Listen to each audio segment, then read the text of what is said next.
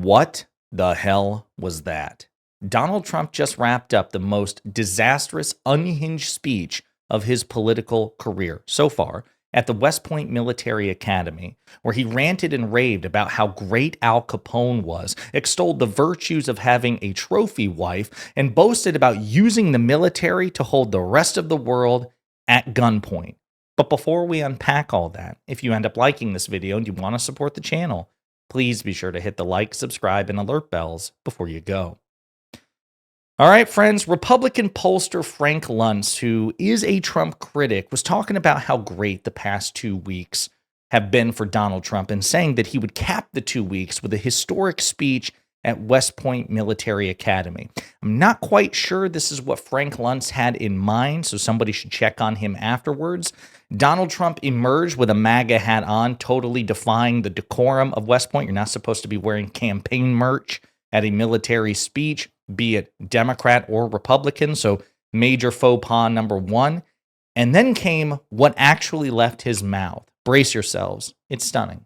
Company, and he had nothing to do. He ended up getting a divorce, found a new wife. Could you say a trophy wife? I guess we can say a trophy wife. It didn't work out too well, but it doesn't, and that doesn't work out too well. I must tell you, a lot of trophy wives doesn't work out, but it made him happy for a little while at least. But he found a new wife.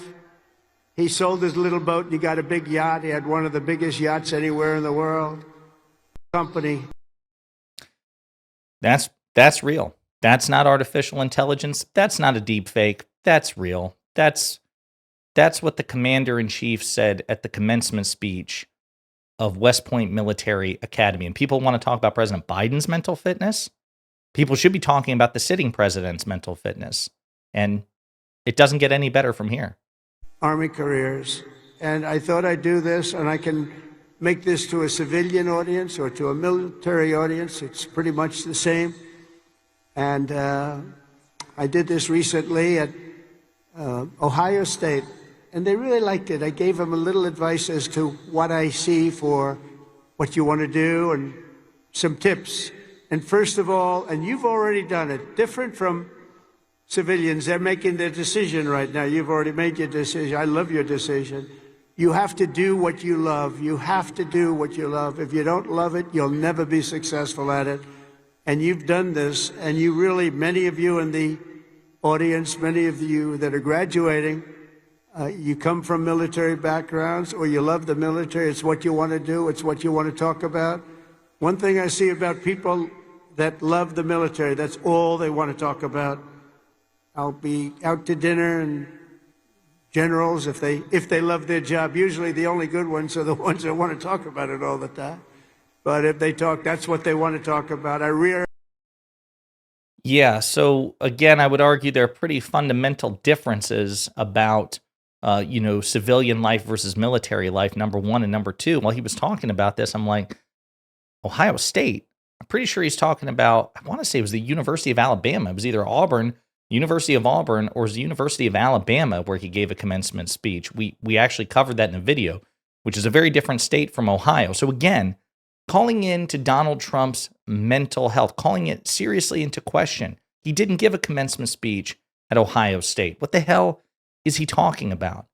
It's totally unhinged. This guy's brain's leaking out of his ears. And then what he had to say here was startling, especially because we've been assured by Trump, MAGA Republican lawmakers, prominent MAGA Republican populists, that Donald Trump isn't a hawk. He's not a John Bolton, Karl Rove, Dick Cheney, Liz Cheney hawk. He's a dove. Well, listen to what he has to say about the military and the point of the military.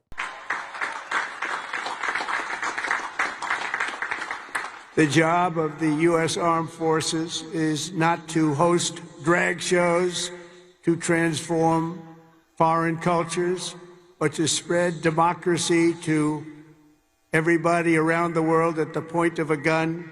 The military's job is to dominate any foe and annihilate any threat to America, anywhere, anytime, and any place. That sounds pretty hawkish.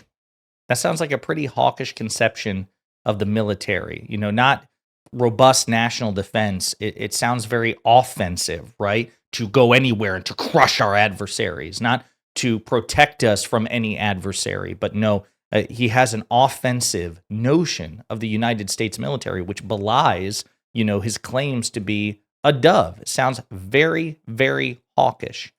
Then, of course, he wants to talk about stealth technology. And one of the recurring things about Donald Trump is he seems to believe that stealth jets are like literally invisible. He's referred to it as such in the past. And here again, he seems to be tripped up on stealth technology. And I've approved a $1 trillion investment, and that will be, again, the largest ever in the history of our country. And we are buying you new airplanes, brand new, beautiful planes, redesigned planes, brand new planes, totally stealth planes. I hope they're stealth. I don't know. That whole stealth thing, I'm sort of wondering. You mean if we shape a wing this way, they don't see it, but the other way they see it? I'm not so sure. But that's what they tell me. Again, he just seems so tripped up on this stuff. He seems to think that he's in an episode of, Wonder Woman or whatever, and that there's some sort of invisible jet. It's really stunning stuff. Speaking of $1 trillion, he talks about the defense budget as well. And we were assured by some progressives and many right-wing populists that Donald Trump is not only a dove, but in order to limit the size of government, in order to cut government size and inefficiency and waste, fraud, and abuse, that he would be cutting our bloated defense budget. Well, Trump apparently didn't get that memo. We have that army geared up. We have ordered, we just went $1 trillion military budget, General. Do you know that? $1 trillion. Some people say, could you cut it back? I said, I'm not cutting 10 cents. There's another thing we can cut. We can cut plenty of others. Right, Dan? We can cut plenty of other things. And you have a good man in Dan, too, General. I think you're going to find that. It's a very different warfare out there today. Now they've introduced a thing called drone. A drone is a little bit different. It makes you have to go back and learn a whole new form of warfare, and you're going to do it better than anybody else. There won't be anybody close.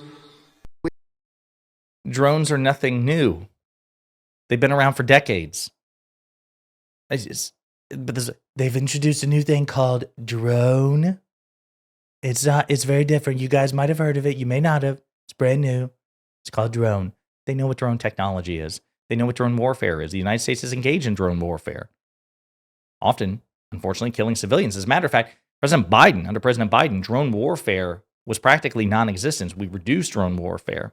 Whereas under Donald Trump, he increased drone warfare from the Obama era and, unlike President Obama, actually lowered the reporting requirements for civilian casualties from drone strikes. So we know that Trump significantly, exponentially increased drone warfare in his first term and very likely increased the number of civilian casualties, but took steps to hide those figures from the American people. So pretty disgusting stuff. Here, Donald Trump extols the virtues of one of history's most infamous gangsters. And the American people, because they're always going to be there for you. I went through a very tough time with some very radicalized, sick people. And I say I was investigated more than the great, late Alphonse Capone. Alphonse Capone was a monster. He was a very hardened criminal. I went through more investigations than Alphonse Capone, and now I'm talking to you as president. Can you believe this? Can you believe it? So you got to fight hard. You got to never give up, and don't let bad people take you down. You got to take them down. Got a lot of bad people out there, and those people, you have to figure it out. But you also have a lot of great people. Finally, hold on to your culture and your traditions, because that's what makes something really great. And that's so again, this idea that Al Capone is somebody to admire, to emulate, the late great, pretty weird. He, of course, he said that about Hannibal Lecter too, so it's possible he's just reaching for a stock phrase because his brain is so corroded that he can't come up with any sort of original turn of phrase or thought to describe anybody, no matter how repulsive. But yeah, it's truly despicable stuff. And again, turning it into a political speech about his personal grievances, really gross. Here's another clip. And they've allowed people to come into our country that shouldn't be They shouldn't be here. Criminals walk in, no vetting, no check-in, no nothing. Where are they coming from? And they were taking people out of prisons. They were taking gang members. They were taking the mentally insane and allowing them to come in, and we're getting them out of our country. We have no choice. We're getting them out and bringing them back where they came from. Have no choice. And it's not easy. It's not easy. But hopefully the courts will allow us to continue. You know, we had the greatest election victory. This was November 5th. We won the popular vote by millions of votes. We won all 7 swing states. We won everything. We won 2,750 districts against 505. On that number, ASIN from Midas Touch put together a pretty good compilation of Donald Trump just getting fast and loose with these numbers. Here's a compilation of Trump again, losing his train of thought, just pulling numbers out of his ass, totally incoherent. We won everything. We won a thing called that people don't like districts. So in the country, you have districts, thousands of districts. We got 2,750 districts versus 525 districts. Think of that. That's why when you look at a map, it's actually a very important stat. When you look at a map, the map shows it's practically all red, the Republican Party. And very importantly, we won counties throughout the United States, 2,660 to 451. That's why when you look at a map, they're all red. The whole country is red. Red stands for Republican. We won 2,750 districts. We call them districts. Out of a total, if you look at the number, it was 2,750 to 505. The whole map was red. Red meaning Republican. So he's just coming up with numbers. He's just phoning it in at this point. Number one. Number two, the election that Trump won, yes, he did win the popular vote, but he didn't even win a majority. He won a plurality. More people voted against him in the 2024 election than voted for him. It's just that he individually acquired the most votes. And yes, he did win the Electoral College. He did sweep the swing states.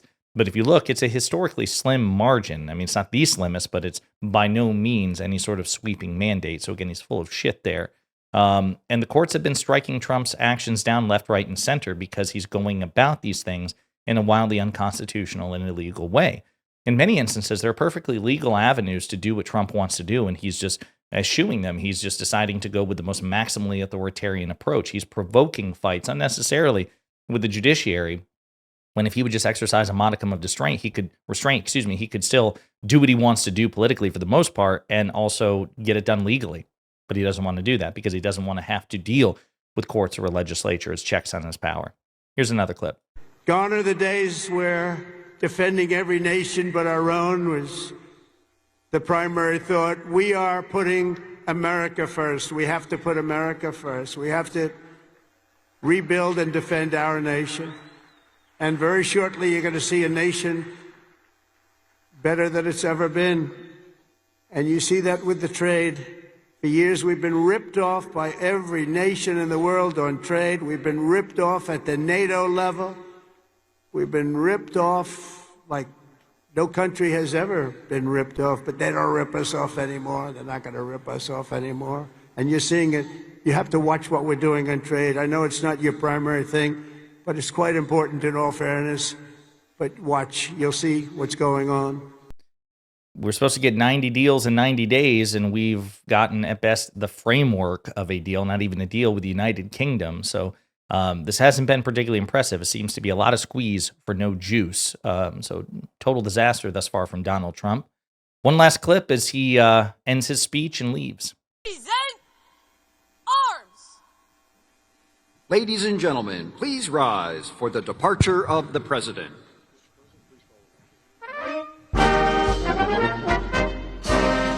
And finally takes off that damn hat. There you go, folks. Again, heretofore, by far the most unhinged speech Donald Trump has ever given at one of the most serious and supposed to be apolitical places to give a speech. So it was a total mismatch every which way. Trump is stupid, dishonest, incoherent, and clearly unfit to be president of the United States. And yet, we have more than 3.5 years left to deal with this shit. In the meantime, let me know what you think in the comments.